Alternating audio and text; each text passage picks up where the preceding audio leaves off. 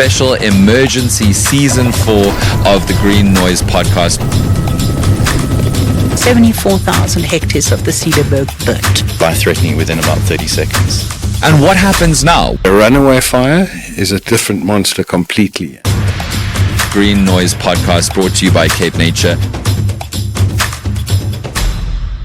Welcome back to Green Noise, giving a voice to nature. This is a Cape Nature podcast, and we are on season 4, live from Stadsel Caves in chilly Sunday weather, deep in the Cederberg. My name is Dan Corder. If you are brand new to this podcast series, let me tell you that we're on season 4. Cape Nature is working very, very hard through this podcast series to bring light to and give voice to people who work in what Cape Nature cares about, right? Which is biodiversity, ecotourism, conservation, and genuinely trying to just make the best kind of conditions of relation between flora, fauna, nature, and humanity across the Cape biome, because Cape Nature is obviously the Biodiversity Conservation Authority of the Cape. And if you are brand new to season 4, this is an emergency podcast season. After season 3, we thought we'd get to the next season at some point.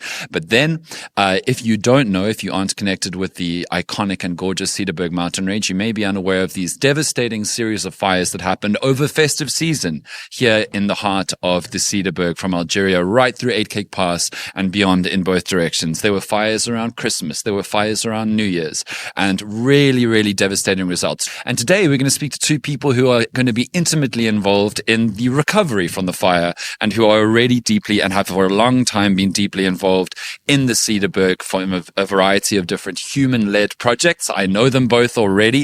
It's so wonderful to see you guys in far chillier, but let's be honest, far drier circumstances than the last time I saw you. I'm joined by Blake Dyson from Love Our Trails and Monique Ruthenberg, who's the Cape Nature Conservation Manager for Cederberg Wilderness.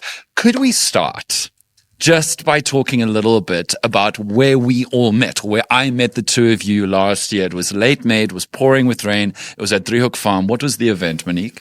It was the Keeping It Wild in the Cederberg event. We've now had our 3rd one. Blake? 3, wow. Hey? Yeah. We've also expanded to Keeping It Wild in Rocklands as well. But that was the event. So the event is really about getting people together in the Cederberg, but really focusing on the wildness of the Cederberg. Yes, it's a place where visitors flock to, but it's also a place that we feel it's so important to keep wild, not over-commercialize, not go to just another place, which you could go to in the city. So it has its own brand of luxury, but it's not city luxury. It's wild plants, rock formations. The road is wild. Keep the roads gravel. Keep the roads gravel as much as you can. Yes. No. Absolutely. So that was the event. Maybe Blake can share a bit more about the talks and things that we had, but really it's about getting conservation-minded people together, people who love the Cederberg. We do a lot of talks. We raise a lot of awareness. And then part of the event, it's a whole weekend long, is the people that join in actually give something back. Right. So we do something to make this wild area better. Okay, excellent. So before we talk about anything else, Blake, for a lot of people who don't know about Love Our Trails, if you're listening, not watching, he's even wearing a cap, which is the merch, which is good. But tell us about Love Our Trails. So Love Our Trails is really just a movement that I created I think it started in 2014 or 2015. I took a friend on a hike. I live in Cape Town, best day of our life. 35 degrees, not a breath of wind, bragging. Look how beautiful this is. 2,000 people trying to climb this mountain. It's packed. It's just, and there's people overheating. They're sitting on the ground. They're leaving litter. They're leaving food, wrappings. I get to this one rock. There's graffiti all over it. And there's music pumping out of people's backpacks. And that feeling of like almost ecstasy I had earlier of like how proud I am to be able to call this my back garden. It's not, but it's everyone's space that we share, and we feel like we own a part of it in some way. And then I walked down, I was embarrassed. So I messaged to get help. No one responded to tell me how they were cleaning it or what's in place. And I was probably like into my sporting trail world maybe 8 years at that stage, and I'd seen the increase of foot traffic, and that was the tipping point. And so I hosted a cleanup, and on that 4-kilometer section of trail, we had about 100 of my trail friends that volunteered. Wow. Or network, and we picked up 55 full bags of litter. And that was the tipping point where I was like, this is a problem that we have in a cultural way that we respect and behave in nature. For sure. And so that led to like eventually joining like a World Trails Network on conservation stuff. And I got to like help be part of an expedition across Japan where we wrote a trail sustainability manifesto and presented it in Spain, and got working with international trails. And then I realized that trails are not a free space. They're not this corridor to go get an Instagram picture. Trails have history. Trails carry value, and trails require a lot to stay sustainable. And historically, the trails that we're walking on just to get here, these are potentially koi sand trails. This rock art up the way. It's koi sand. But this was made for 300 people a year. Yeah. Followed by a few leopard a year and a couple of buck. But it wasn't designed for, you can tell us the tourism that we have here, wasn't designed for that. And that was this tipping point of these global conversations of saying trails were designed for purpose originally. And that purpose still remains, connecting to nature, connecting to communities, connecting to ourselves. So those core things still stay the same. It's just that we haven't built infrastructure on trails to be able to sustain the foot traffic. And often people get this wrong where they see it as we're preventing them. It's not preventing them. Love Our Trails is about how do we connect people to nature? How do we use trails as our footpaths to connect people to nature, ourselves, and communities in a sustainable way? And that involves me working with people like Monique to really take the knowledge I get from international on like, what is best practice? What are other places doing? How did Brazil get over the crime problem they had? Can Table Mountain do the same? How did places in Norway deal with Instagram effects? And now Cederberg's facing that. How do we bring those tools back? And then the biggest part for me is like nature is about the connection of humans to wildlife, and we need to change that thing of it's just this free space to like, actually, it gives me so much. I have a responsibility to give back to it. And I don't like using the word giving back. I actually have a responsibility to protect, preserve, and respect this place. And the struggle now is to find out who has that right to create that ethos, that etiquette that we should be following. Is it a white privileged person? Is it a Khoisan? Is it who has that right? And so things like Keeping It Wild are these places that we bring all these people together, and we have the conservationists talk about stars and rock art and conservation, from finding a new butterfly to people from the communities talking about how they cut cedar trees down, how their parents did, to how now they're planting cedar trees, and connecting all of that so that we can best represent the best and most sustainable way to allow these corridors, these trails, to connect us to these wild places. I really love the way you described all of that, because it got to highlighting all the different reasons why people love the Cederberg, right? From the hiking to the trails to the luxury stuff to some wine to some stargazing to like tracing the history and heritage of humans in this place to Cape leopards and the rest. You know all about that in your role, Monique. Now, before we get back to the show, I want to tell you about a place that's been part of my life since I was a kid, the Cederberg. My family used to come here on holidays when I was young, and it's still one of the most magical places I know. It's just a few hours from Cape Town. You'll find dramatic sandstone mountains, ancient sand, rock art, crystal clear rivers, and just some of the best hiking and stargazing anywhere in the world. Take it from me, I've done all of it. If you're traveling internationally and looking for something truly unique in South Africa, somewhere wild, peaceful, and deeply connected to nature, Algeria in the Cederberg is it. Not Algeria in North Africa, Algeria camp in the Cederberg. Stay at Algeria, explore the trails, swim in mountain pools, and experience a part of the Western Cape that many visitors never discover. Trust me, it's a place that stays with you forever. Book now via capenature.co.za. So tell me a little bit about this fire, this set of fires that happened over the festive season. It's in your conservancy area. There's Algeria, we're at Stadsel. There's all of these important places that are in Cape Nature's within their jurisdiction of responsibility. How did you first start hearing about the fires before Christmas? Tell me the story of that. So it was actually quite interesting. It was the first time in many years over Christmas that I was on leave. Oh, I'm sorry. It does go that way sometimes. It does. And then you realize why you do conservation. Yes. Yeah. So it was the 22nd, the afternoon, and I'd literally just gone outside because I live in Algeria. And I looked up the mountain, as one does. Yeah. And I saw this black smoke, and I realized that's not normal. And I realized very quickly that that black smoke was from a vehicle. And I immediately phoned the office and I said, do you guys know that there's a fire?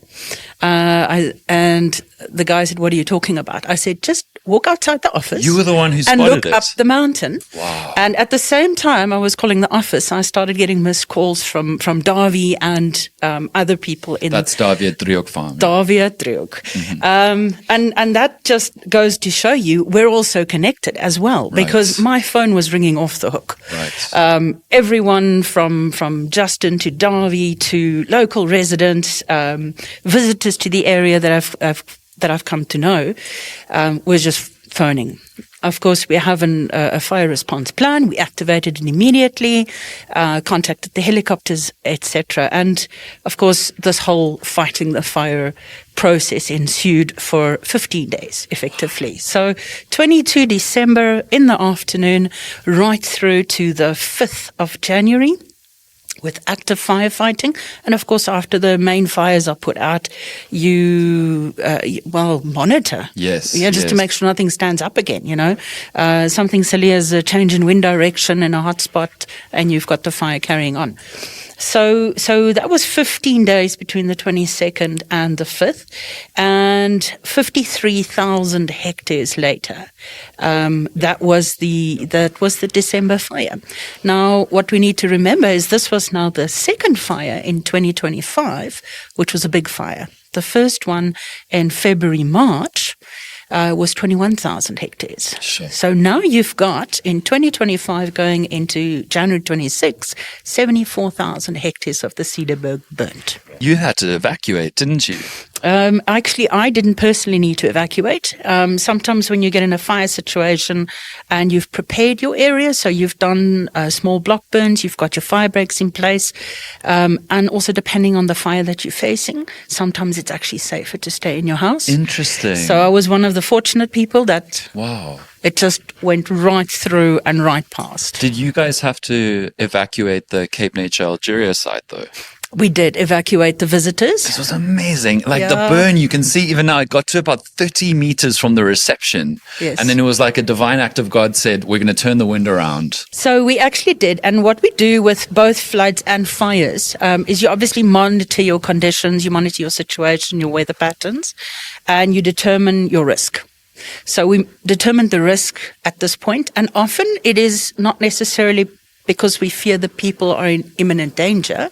Sometimes it's a case of we need to move the people out because it's actually easier to move around and work without needing to deal with people panicking. I see. Okay, they're a hindrance. Oh, well, Or you could don't be. really ever want to say people are a hindrance, but for safety It purposes, overcomplicates. it overcomplicates things. So we evacuated Cederberg as well as Algeria as a safety or precautionary measure, and we continued with firefighting operations. Yeah. Now, you're an experienced conservation manager. What happens after this? What happens after enormous fire? What have you been doing for the last month or so? Probably a lot of stuff. Oh, long days and even longer nights. Yeah. So it's obviously a lot of communication that goes out, closures that have to happen, unfortunately. The closures are both short-term, and then after the initial assessments, we do long-term closures. That sounds funny, but the short-term closures are just to say, please, nobody come in. We need to assess what's damaged. Oh, you're checking the health of the trails and everything else. Checking the Okay. health of everything, and that's your short term.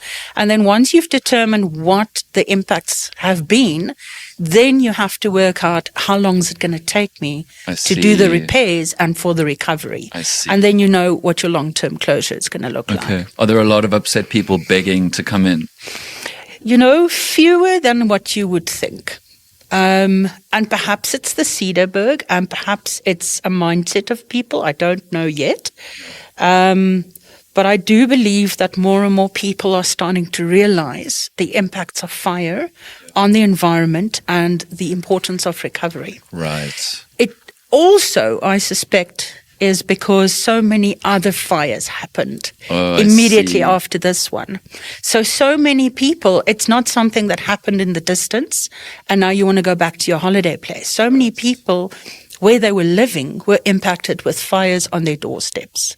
And I think people have realized, oh my goodness, if this is happening behind my house, what's happening in the Cederberg? Right. I'm staying in Algeria tonight, and it was quite extraordinary. We arrived around 12. It's an overcast day. It's rained a little bit. It's very windy. And I looked up at the slope of the valley, and I just saw dust. And you never see dust in that area because there's foliage, there's brush overgrown. And I was just thinking about the real instant soil erosion that's happening all the time, degrading the soil. There's not a very deep, fertile soil in most areas of the Cederberg right now. And I was thinking about how difficult it's going to be for the foliage and the brush to recover such that it's actually the roots are holding down. And the extreme heat of the burns often damages the soil way down, even though the fire is not going underground, like the heat of it is going down and really degrading the soil. Blake, I'd love to hear what you have to say about, like, from your perspective from Love Our Trails, what needs to happen now to recover these vast trail networks that are very dear to people. People drive hours, people fly in to go to their favorite trails that they've been going on for decades. People have flown in sometimes over the years. My parents have done things like cleaning up trails and maintaining trails. What happens now? So I'd like to just put it out there first that I'm not a official expert in this. Yes, like, of course. I'm an expert in the sense that I'm so inquisitive and have spent over a decade getting to meet all the experts. So I've got to meet the person who's like catching fish and eagles and researching them, and the people working on cedar trees and fire and all of that. And so through that, I have like what I call like an umbrella view of it. And I try and dumb their conversations down into a place where it's like my friends who are hikers, trail runners, adventurers. It's useful for them to like understand why it affects them or why they have a role to play. And so to place it like that is like our role right now as trail users is to support any conservation initiative, even if we disagree with it. It's to support it so that we can help speed up the process for recovery. And yes, selfishly, I want to be on the trail. Like, I'm also a guide. It's my salary in some ways. I really want to be here. But more importantly is I want to see this vegetation recover. Those sandstorms, that's our ground leaving. That's the seed bank that was there that might not even be there because we haven't had time to be able to do research on the heat of that fire. Did it actually kill the seed bank? Does the seed bank exist? Has the flood taken the seed bank down? Like, there's a lot that needs to go in before that. And as non-experts in the space, I think we need to keep quiet a little bit and support the experts. And even if they're getting it wrong, or even if we disagree with what they're doing, we need to give them the space to go figure it out and to protect it. And so I think we need to be a little bit patient. We need to allow them that space, as difficult as it is. That's number one. Number two is to reach out to organizations that are doing work and support them.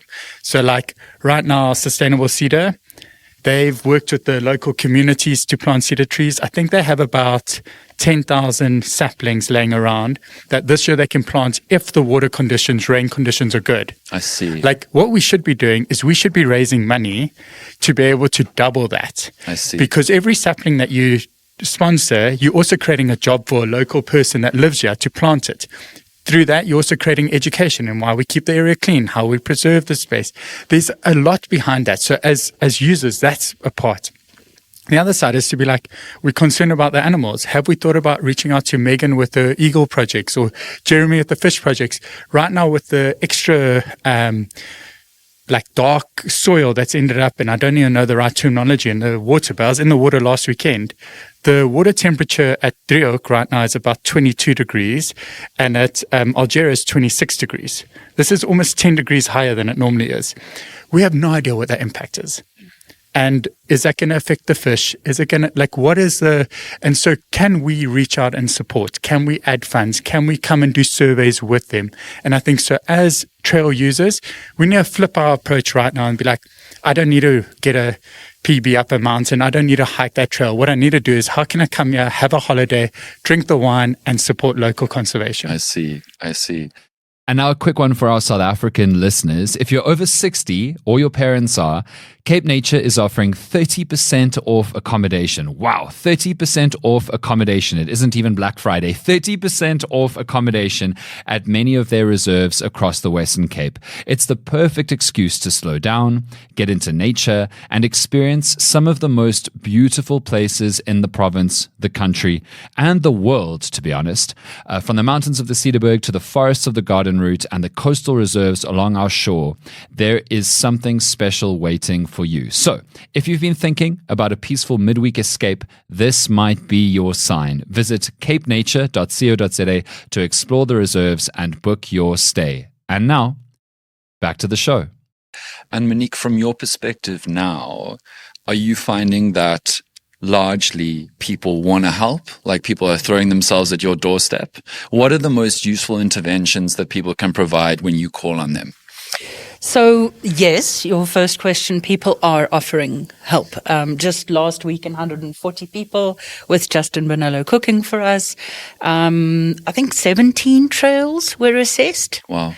And there have been 20. Was it 20? Oh, with 20 the in Sunday total, as yeah. well. So 20 trails. I mean, my team with me alone, we wouldn't have been able to do 20 trails in a weekend. I see. But 140 people with a base camp set up, etc.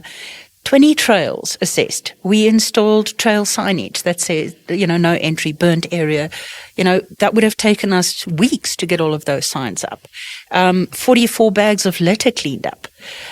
So there's a lot that can be done. You guys have created an incredible thing. You guys are so lucky as a community in the Cederberg, all the work, just the way that there are so many people who want to come and keep this place special. That's amazing. That's really cool. What did you guys find in the assessed trails that you saw? Like, what were the common patterns of discovery? So what was interesting, and which is why we found what we found, is literally the fire, which we put out on the 5th. A month and 4 days later, on the 9th of February, we had a flash flood. 30 mils of rain in 30 minutes.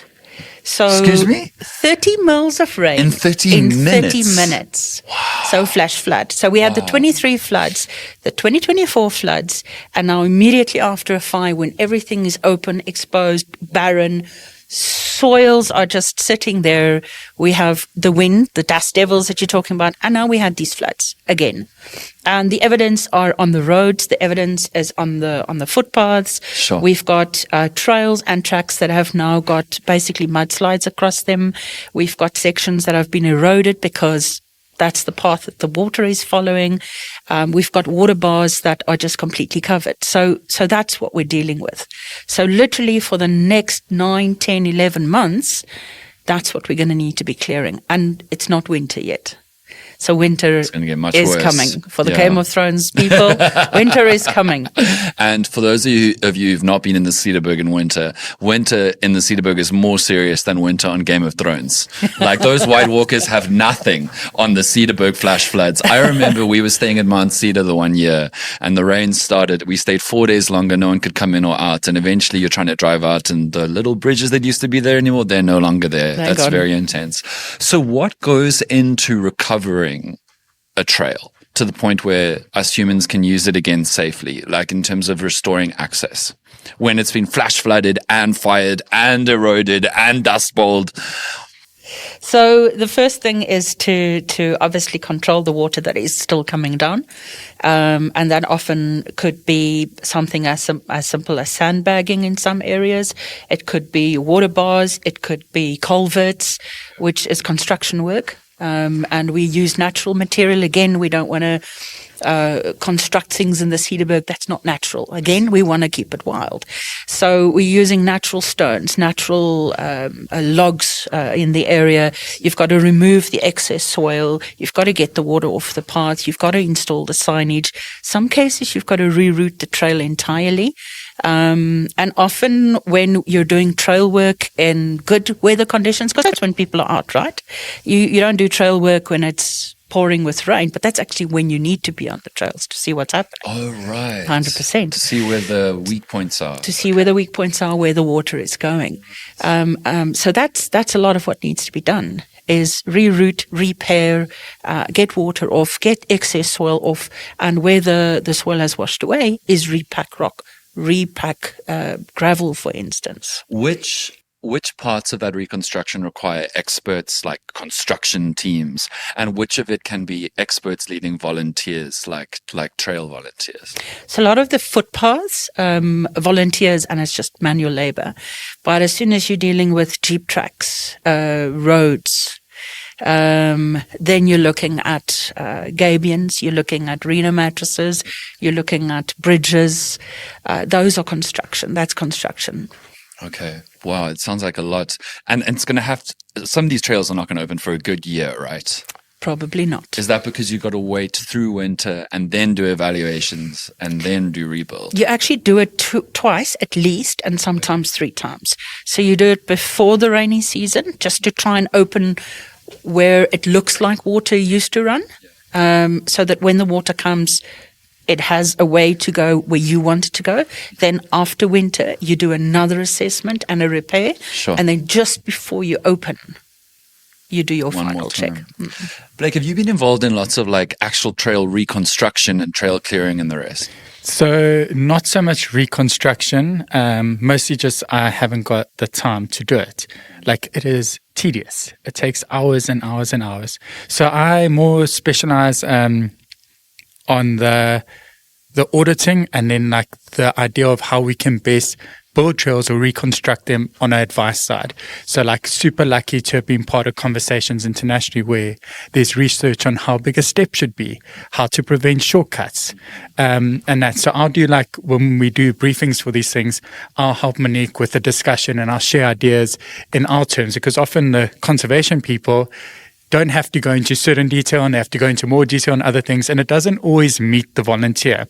But to like have a joke with the volunteer to say, like, as you get there, you're going to see rubble in the middle of the corner.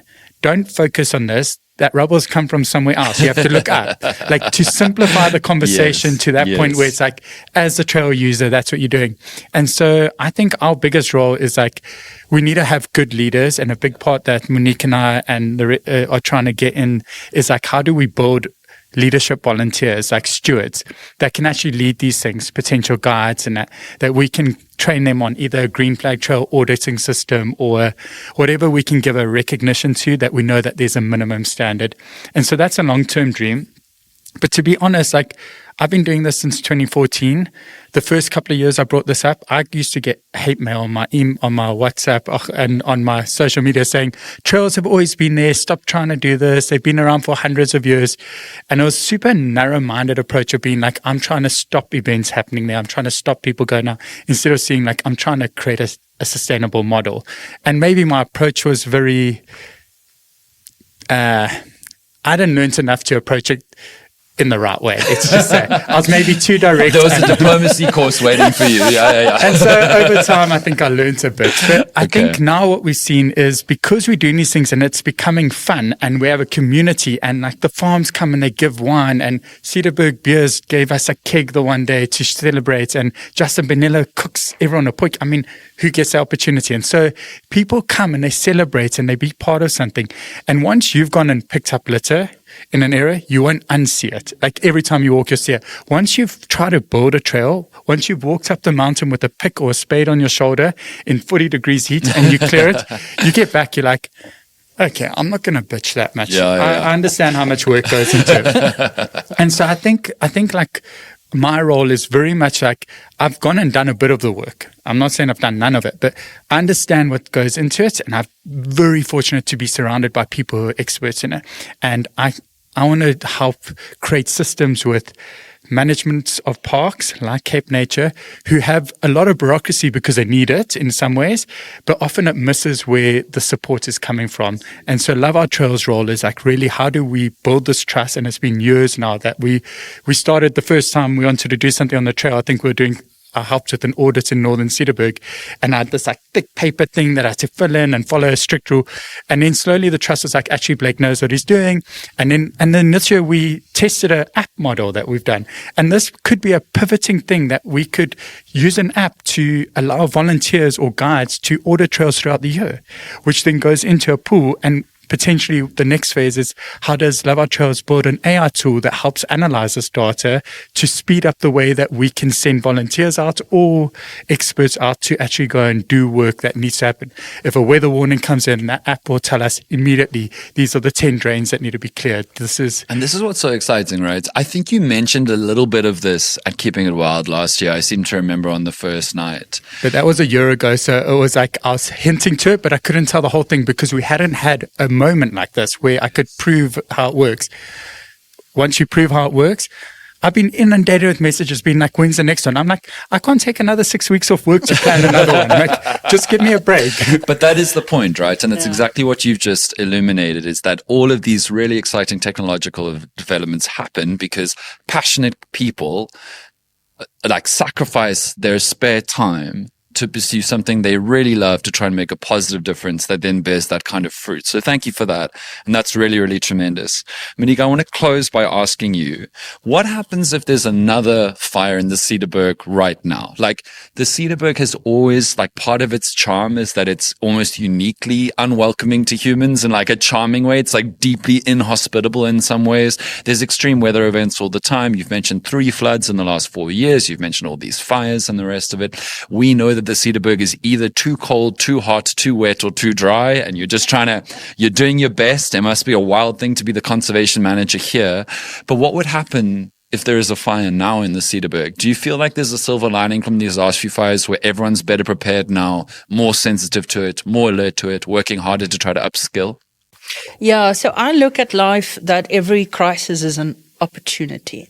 It makes you more resilient. It teaches you many lessons. It joins people and nature together. So there's a lot of opportunities in every crisis.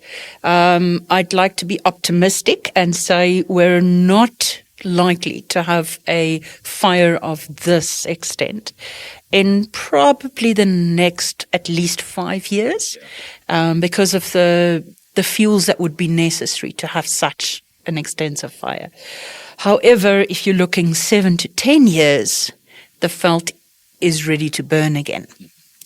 Even in the Cederberg, even in an area where it's not lush fynbos like you imagine in Hottentot, Holland, or Jonkershoek in those places where veld is burning every 3 years in some places.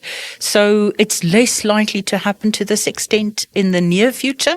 But if we had to have another fire of this extent in, let's say, 7 years, there would be massive species loss. I see. The recovery after another fire and another flood would just be so much longer. Mm-hmm. Mm-hmm. Yeah.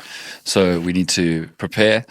We need to rebuild. We are preparing. Yeah. We are building back better. We need to scale better. We are becoming more resilient. We are becoming better at disaster management. We are becoming better at activating people. And it's really through partnerships. Yeah. Yeah. It's not always about throwing money at a problem, because money doesn't fix the problem. People fix the problem. Yeah. So it's about activating the right people at the right time. Right. And it's time. Mm-hmm. I get you. Well, it's such a delight to see you both again in chillier but drier circumstances. And it's so good to know that people like both of you are involved in caring for this place that we all love so much. Thank you so much for listening or watching this latest episode of Green Noise, the emergency podcast season for and about the Cederberg.